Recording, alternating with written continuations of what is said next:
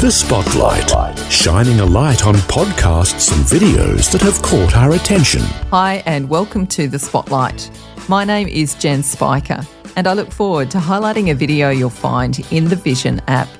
Gary Hoogvliet is 6 foot 6 inches tall, hence the name of his interview program, A Very Tall Man. Gary's interviews can be seen in the Watch tab of the Vision app.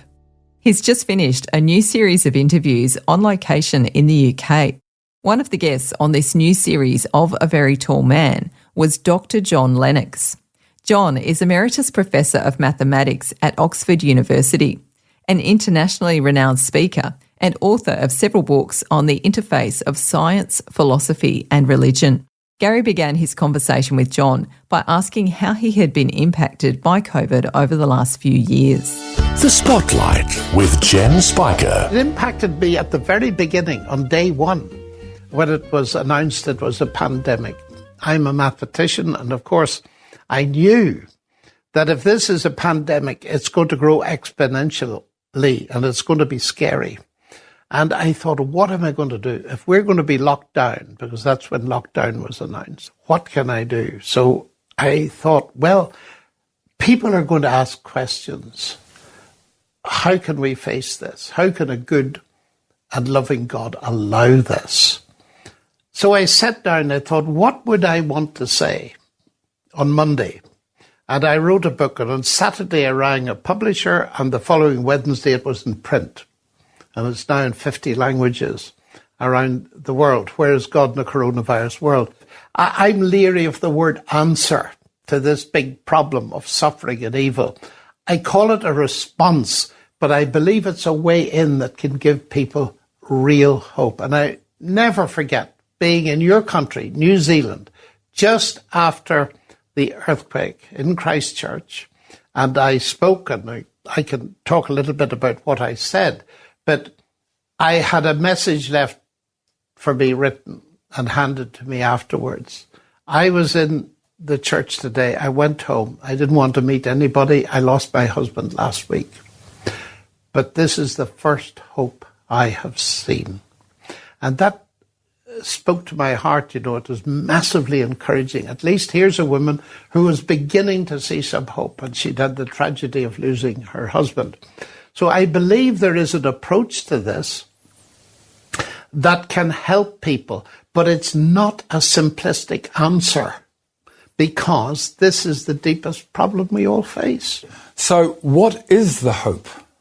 Well, let's think in terms of the earthquake. I get to New Zealand and meet a country really in mourning, devastated by what happened, particularly in Christchurch.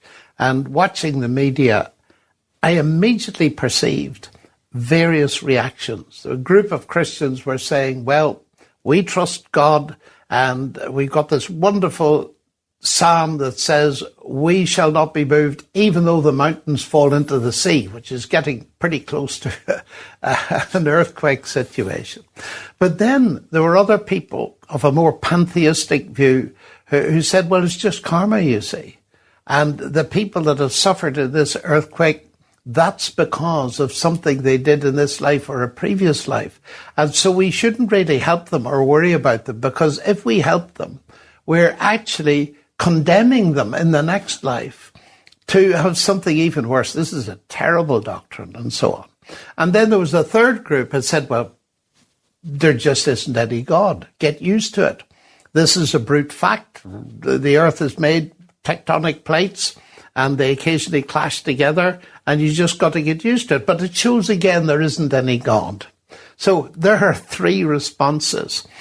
Let's take the atheist response first, because I meet many people that have this attitude. They may even concede to me, if they're scientists, that there's evidence of an intelligence behind the universe. But they say, don't talk to me about a personal God. Look at Christchurch. Look at a tsunami. Look at what's happening in the world.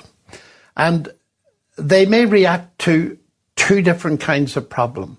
I've many friends whose relatives perished in the Holocaust. That's moral evil. Those that were injured or perished in tsunamis and in an earthquake, that's what we call natural evil. But it's not moral, although it's complex, because moral evil can lead to natural evil. People deforest the planet because of greed, and that then leads to a catastrophe, a famine, and all this kind of stuff. So it is complex.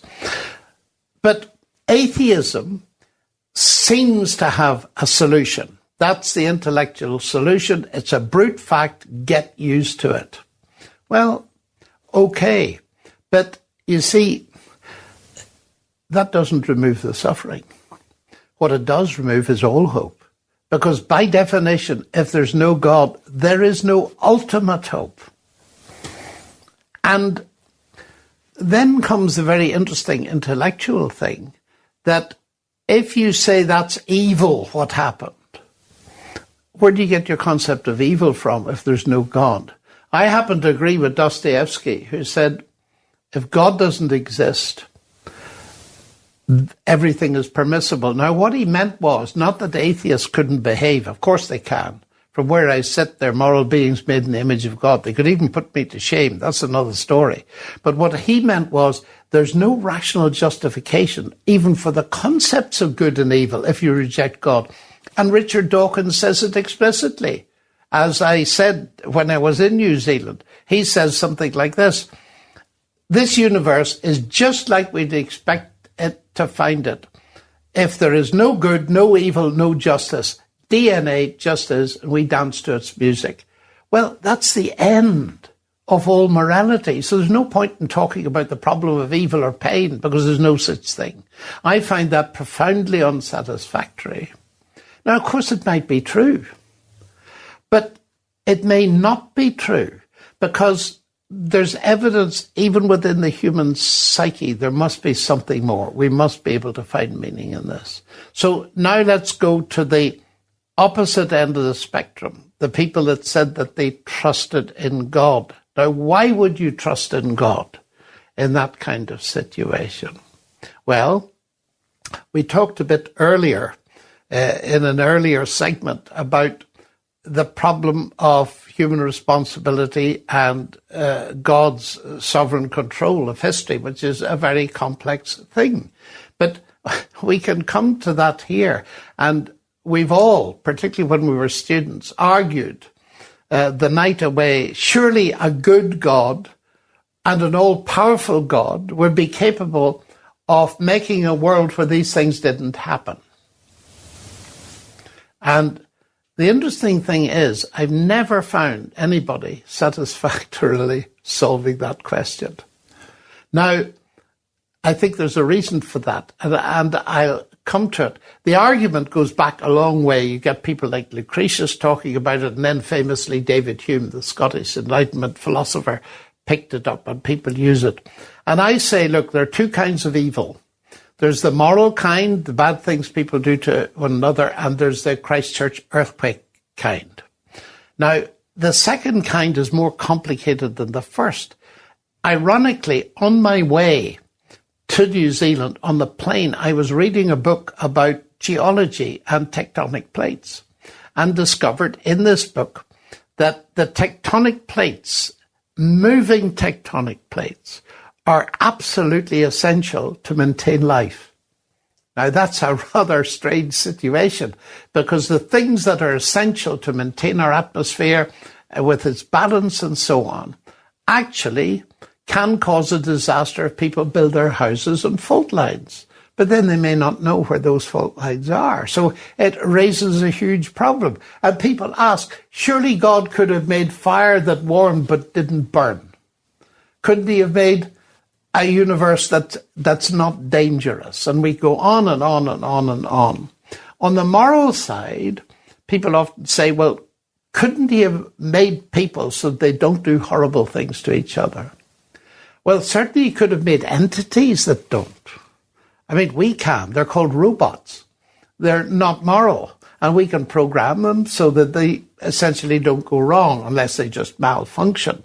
But automata are not moral beings. Now, you could have a world with such entities in it, but you wouldn't be in it. you're a moral being. So you're wishing yourself to be in a world where you wouldn't exist. And I said, the interesting thing about that is, take the example of me as a father, my first child, little girl, tiny. And I can remember thinking in the hospital when I was presented with her, you know, little one, you could grow up to reject me. Now, why have children then? Why did God take the risk of making people who would rebel against him, as we hinted at a bit earlier? Well, most parents know and hope that with love and nurture, those children are actually going to respond. And so we have children. We take a risk. So the big question now comes at the level of God is, granted that he took a risk in that sense, did he make provision if things went wrong? Is that where the hope comes in for that lady? It is.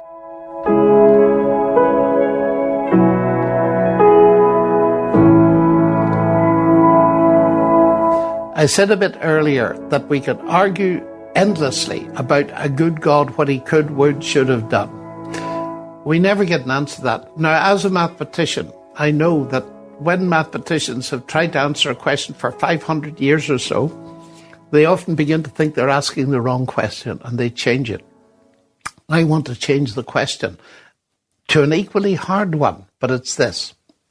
We face a mixed picture as we see the world. If you look at Christ Church Cathedral, you'll see two things: beauty and evidence of catastrophe.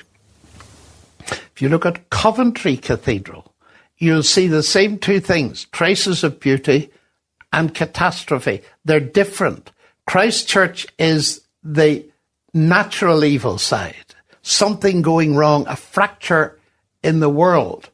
Coventry is moral evil, bombing, a fracture in human nature. So we've got these two different kinds of fracture. Okay, so we look at those two situations, and every worldview has to face that mixed picture. That's the first thing. Now, the second thing is this, and here's my question, my big hard question. Granted that it's like that, and we all have to, is there evidence anywhere that there exists a God that we could trust with it? Now, that's a different question from the surely a good God. Is there any evidence anywhere? And I believe there is. The heart of Christianity, there's a God who suffers. Jesus claimed to be God incarnate. So we can ask the question, what is God doing on a cross?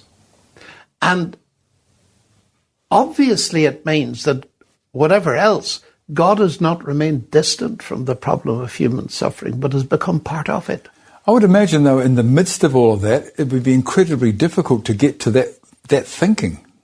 I often say to people, look, before you reject the Christian explanation, please listen to it. Because unless you've heard it in detail, you'll not really understand how it offers you a real hope. On the Spotlight, we've been listening to part of a conversation between Gary Hoogvliet and Dr. John Lennox. This interview is part of an episode of A Very Tall Man, which you'll find in the Watch tab of the Vision app. To watch this conversation and more like it, scroll to the A Very Tall Man channel. My name is Jen Spiker. Join me next time on The Spotlight as I share more of this conversation between Gary Hoogvliet and John Lennox. For more great podcasts and videos like the one featured today, check out vision.org.au or the free Vision app.